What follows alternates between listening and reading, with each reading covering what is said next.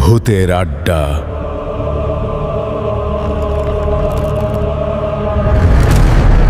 রাতের রায়পুর যেন আরো গভীর, আরো নিঃশব্দ।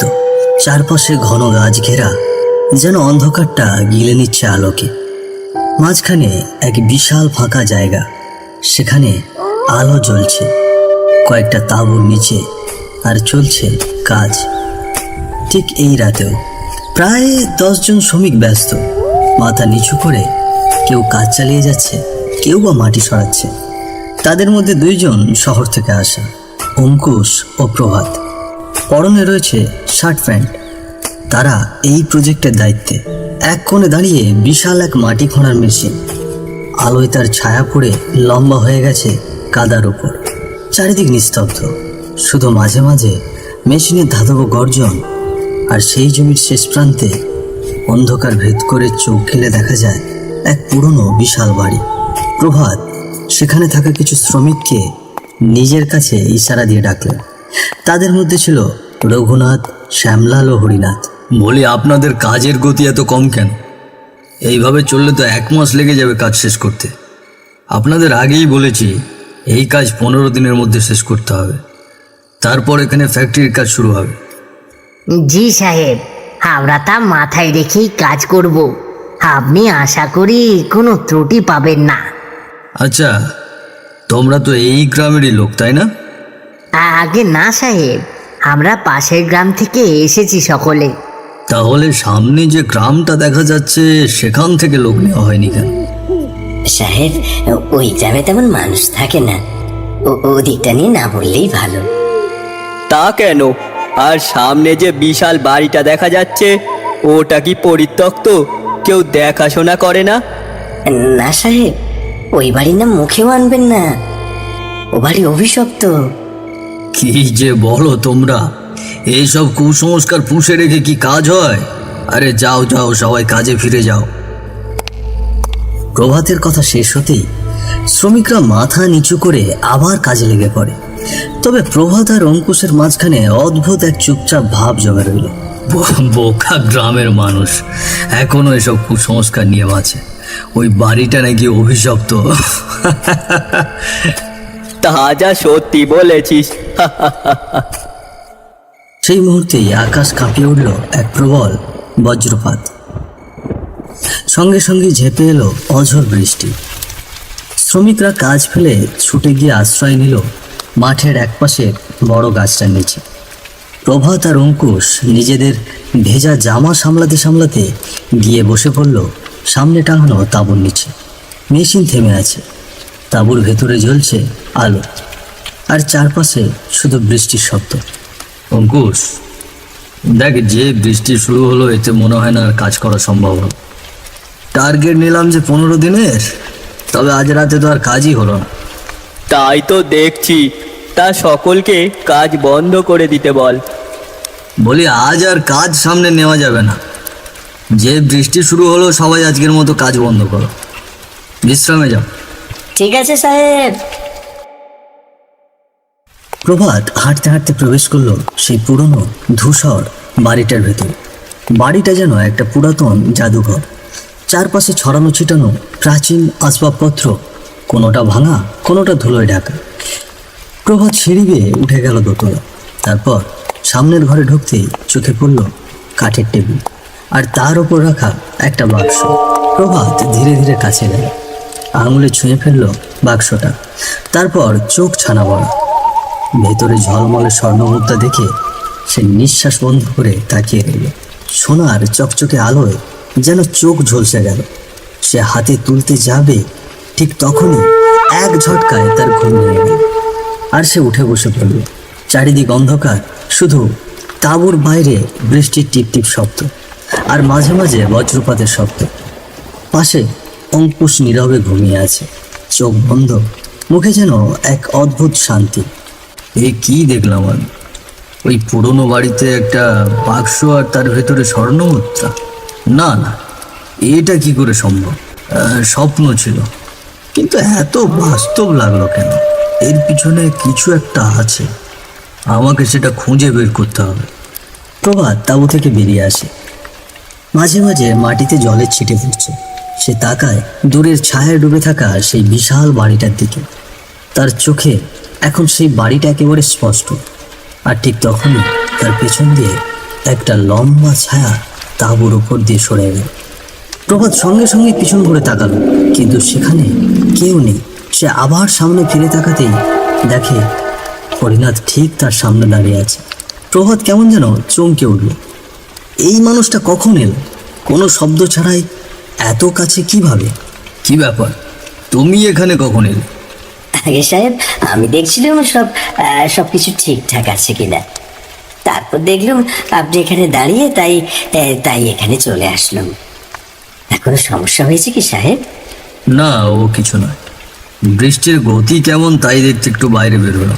তা যাও, গিয়ে ঘুমিয়ে পড়ো, সকাল সকাল আবার কাজে লাগতে হবে তোমাদের। ঠিক আছে সাহেব, আমি যাই। এই বলে হরিনাথ ধীরে ধীরে সরে গেল অন্ধকারের দিকে। পেছন থেকে শুধুই তার পায়ের হাঁটার আওয়াজ আর বৃষ্টির টুকটাক। প্রভাত দাঁড়িয়ে রইল জায়গাটা। মনটা কেমন যেন করছে। সেই স্বপ্নটা, সেই পুরনো বাড়ির অদ্ভুত আকর্ষণ আর হরিনাথের হঠাৎ উপস্থিতি, সব মিলে একটা অস্বস্তি জমে উঠেছে বুকের ভেতর। প্রভাতের চোখ আবারও একবার ছায়ার মধ্যে ঢাকা বাড়িটার দিকে চলে গেল। না, কি আছে ওই বাড়িটাতে? সত্যিই কি ওখানে কোনো স্বর্ণমুদ্রা লুকিয়ে রাখা আছে? দেখি একবার গিয়েই, যদি হাতে লেগে যায়। এই কথা ভাবতেই প্রভাত চুপচাপ কাজের জায়গা ছেড়ে বেরিয়ে পড়ল। চারপাশে তখন অন্ধকার, শুধু মাঝে মাঝে বাজ পড়লে চারিদিকে আলোর ঝলকানি। বৃষ্টির শব্দটা এবার যেন আরো জোরে, আরো ঘন। সে ধীরে ধীরে পা ফেলে সামনে এগোতে লাগলো, দূরে সেই ছায়ার ভিতরে দাঁড়িয়ে থাকা পুরনো বাড়িটার দিকে। কাছে যেতেই বোঝা গেল বাড়িটার একদিকে দেওয়াল খানিকটা ভেঙে গেছে। ঠিক তখনই তার পেছন দিয়ে একটা ছায়া দৌড়ে চলে গেল। প্রভাত থমকে দাঁড়ালো, পেছন ঘুরল, কিন্তু কেউ নেই। একটা শব্দও না, শুধু বৃষ্টির ঝাপটা। কে কে? না, কেউ তো নেই। তবে বারবার কেন মনে হচ্ছে কেউ আমার পিছনে ছিল। মনে হয় আমি একটু বেশি ভাবছি। তারপর সে আবার সামনে পা বাড়ালো। পুরো বাড়ির ভেতর আলোয় ঝলমল করছে। চারপাশে যেন কেউ ঠিকঠাক করে সব সাজিয়ে রেখেছে। প্রভাত স্থির হয়ে দাঁড়িয়ে রইল, তার মুখে বিস্ময়ের ছাপ, চোখ বড় বড় হয়ে গেছে। ওই যে সিঁড়িটা, ঠিক সেই স্বপ্নে দেখা বাড়ির মতোই, সবই এক, একদম এক। কিন্তু এত সুন্দর করে এই বাড়ির ভেতরটা সাজানো আছে, তবে কি কেউ এখানে আছে? এই ভেবে প্রভাত ধীরে ধীরে সিঁড়ি বেয়ে উপরের দিকে উঠতে লাগলো। পায়ের নিচে সিঁড়ির কড়কড় শব্দ, ঘরের বাতাসে এক ধরনের অচেনা গন্ধ, আর কোথাও দূরে যেন কানের গোড়ায় বাজছে একটা পুরনো ঘড়ির টিকটিক শব্দ। ওই তো ঘরটা, সব মিলে যাচ্ছে। এবার হয়তো ওই স্বর্ণমুদ্রা ভরা বাক্সটা আমি পেয়েই যাবো। আমাকে ধনী হতে আর কেউ আটকাতে পারবে না। এই বলে প্রভাত ধীরে ধীরে ঘরের ভেতরে পা রাখল। এক অজানা নিস্তব্ধতা চারপাশে। ঠিক সামনেই টেবিলের ওপর একটা পুরনো বাক্স রাখা, মাঝারি আকারের হলেও তার গড়ন ভারী, ধুলো জমা আর চারপাশে ঘিরে থাকা অদ্ভুত এক শীতলতা। ওই তো বাক্সটা, যেটা স্বপ্নে দেখেছিলাম, যার ভেতর স্বর্ণমুদ্রা। এবার আমি শেষ পর্যন্ত খুঁজেই পেলাম। সে যেন আর দেরি করতে চায় না। দু হাত বাড়িয়ে বাক্সটার ঢাকনায় রাখলো হাত। একটু থেমে নিঃশ্বাস গিলে বাক্সটা খুলে ফেলল। চারদিকটা আচমকায় এক ঝটকায় নিস্তব্ধ অন্ধকারে ঢেকে গেল। জানালাটা যেন ঠক ঠক করে কেঁপে উঠল। অন্ধকার ভেদ করে শুধু ঘরের একেবারে মাঝখানে আলো জ্বলে উঠল, হালকা হলদেটে রং, যেন কোনো পুরনো বাতির টিমটিমে আলো। আর সেই আলোর মধ্যেই ধীরে ধীরে ধোঁয়াশা ঘনীভূত হয়ে রূপ নিতে লাগলো একটা ভয়ঙ্কর আভয়। চোখ দুটো লালচে আভায় জ্বলছে, মুখে ঠান্ডা বিকৃত হাসি। আর ঠিক সেই মুহূর্তে অঙ্কুশ, হরিনাথ, শ্যামলাল ও রঘুনাথ এসে উপস্থিত হলো। আর সব কিছু দেখে তারা হতভম্ব হয়ে গেল। এ কি প্রভাত, তুই এখানে কি করছিস? আর এসব কি হচ্ছে? হরিনাথ যদি এখানে না নিয়ে আসতো, এসব তো কিছুই জানতে পারতাম না। সাহেব, আপনাকে না এই বাড়ির বিষয় নিয়ে ভাবতে মানা করেছিলাম, আর আপনি এখানেই এসে পড়লেন। এখান থেকে পালাতে হবে আগে। পালাও, কথা পরে হবে।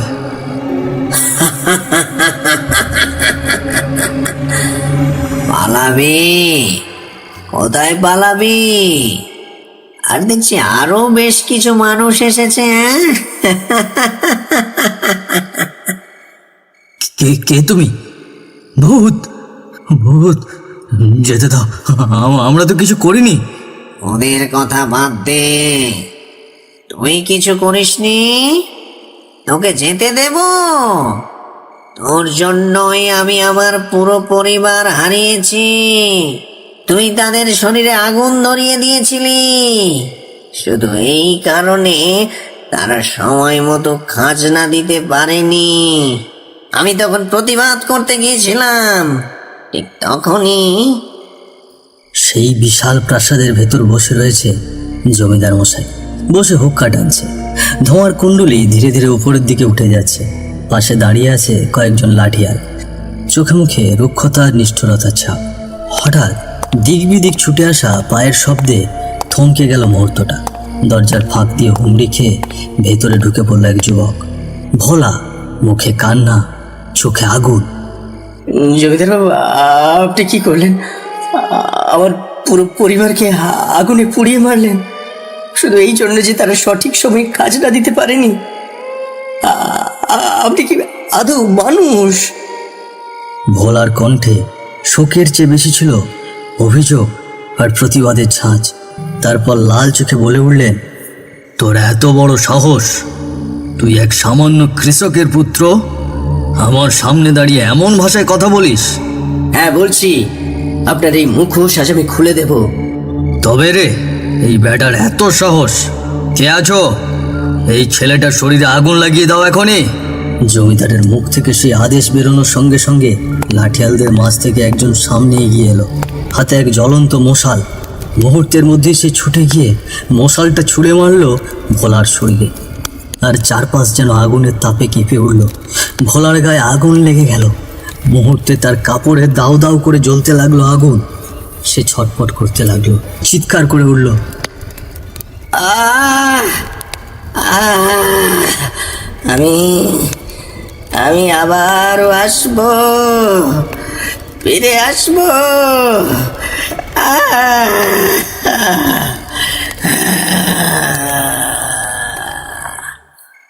আর তারপর আমার অস্থির আত্মাকে তুই কাল বাসতান্ত্রিকের মাধ্যমে এই বাড়ির ভেতরে বন্দি করে রেখেছিলি। আজ পুরো 1 শতক পেরিয়ে গেছে, 100 বছর। এই ঘর, এই গন্ধ, এই দেওয়াল সব জানি আমি কিভাবে পুড়ে পুড়ে প্রতিশোধের অপেক্ষায় আছি। তুই ছিলি এই বিশাল বাড়ির জমিদার। হ্যাঁ তুই। আজ তুই আবার জন্ম নিয়ে ফিরেছিস নতুন নামে, নতুন শরীরে, কিন্তু সেই একই পাপ নিয়ে। এবার তোকেই মেরে আমি আমার প্রতিশোধ শেষ করব।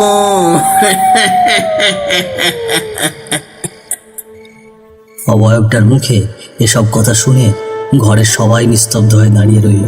কারো মুখে কোনো শব্দ নেই, চোখে জল, প্রভাতের চোখে। সে তো কিছুই জানে না। এই জন্মে সে কখনো পাপ করেনি, তবুও অবয়বের চোখে ছিল না এক ফোঁটা মায়া। শুধু প্রতিশোধের আগুন জ্বলছিল নীরব ধিকি ধিকিতে। তোমার সঙ্গে যা হয়েছে তা শুনে সত্যি আমার খুব খারাপ লাগছে। আমি স্বীকার করছি, শুরুতে আমি শুধু ওই স্বর্ণমুদ্রার লোভে এখানে এসেছিলাম, কিন্তু এখন দয়া করে আমাকে ক্ষমা করে দাও। আমার ওই জন্মের পাপের শাস্তি এই জন্মে দিও না দয়া করে। না, কিছুতেই না। তোকে মরতেই হবে। তোর জন্ম হয়েছে আমার প্রতিশোধ সম্পূর্ণ করার জন্যে। তোকে মরতেই হবে। এই বলেই ভোলার অবয়ব আচমকা তার হাতটা বাড়িয়ে প্রভাতের গলা চেপে ধরে আর মুহূর্তেই ঘাড় মটকে দেয়।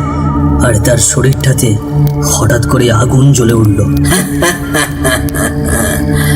100 বছর পর আজ আমার প্রতিশোধ শেষ হলো। এই কথাগুলো বলতে বলতে ভোলার অবয়ব এক রহস্যময় হাসিতে ধীরে ধীরে মিলিয়ে গেল অন্ধকারে। চারপাশে শুধুই নীরবতা, হাওয়া নিস্তব্ধ, বাতাস যেন থমকে গেছে। সবাই স্থির হয়ে দাঁড়িয়েছিল, কেউ কোনো কথা বলছে না, শুধু তাকিয়ে আছে শূন্য চোখে প্রভাতের পুড়তে থাকা শরীরের দিকে আর সে অদৃশ্য হয়ে যাওয়া আত্মার দিকে। মুহূর্তখানে এমনই পাথর হয়ে থাকে সকলে। তারপর হঠাৎ অঙ্কুশ ধীরে ধীরে বলে উঠল, বন্ধু আমার দোষ না করেও এই জন্মের পাপের শাস্তি পেল, আর আত্মাটি তার মুক্তি। হ্যাঁ, তাই তো বলা যায়। পাপ জন্ম পেরিয়ে ফিরে আসে। যতই পালাতে চাও, সে একদিন ঠিক সামনে এসে দাঁড়ায়। প্রভাত জানতো না কিছু, তবুও লোভ তাকে টেনে এনেছিল এখানে। আর এখানেই তার সেই পুরনো পাপ নিয়ে নিল চিরদিনের জবাব।